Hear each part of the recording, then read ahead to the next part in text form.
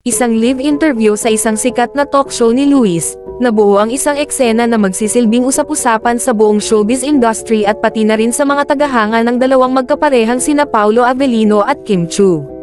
Naghanda ang host na si Luis Manzano ng mga tanong para kay Paolo. Nang tanungin ni Luis tungkol sa estado ng relasyon ni Paolo at Kim, nagkaroon ng kaba na sa mukha ni Paolo. Hindi niya ito inasahan. Naramdaman ni Paolo ang kaba sa kanyang puso. Hindi niya alam na ang kanilang mga lihim na pagkikita at pag-uusap ay maaaring mapabilang sa mata ng publiko. Sa halip na itanggi, naging tapat siya sa kanyang mga salita. Oo, tama kayo. Si Kim at ako ay nagsisimula ng maging higit pa sa magkaibigan, kasi si Kim ay isang espesyal para sa akin, sabi ni Paolo ng may tiwala at pagmamahal. Saan mang dako ng bansa, ang mga fans, kasamang well-wishers, at maging ang mga di kakilala ni Paolo at Kim ay naglakbay sa mga damdamin ng malaking kasiyahan.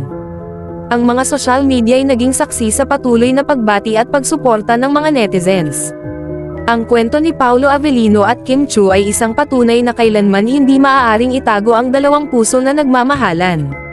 Sa kabila ng kahit anong panganib o kaguluhan, ang tunay na pagmamahal ay patuloy na umaabot sa gitna ng madla. Ang pagsasabuhay ng kanilang relasyon ay isang pagpapakumbaba sa harap ng totoong pag-ibig, nagbibigay buhay sa mga pag-asa at pangarap na sinasaklaw ng musika ng kanilang mga puso.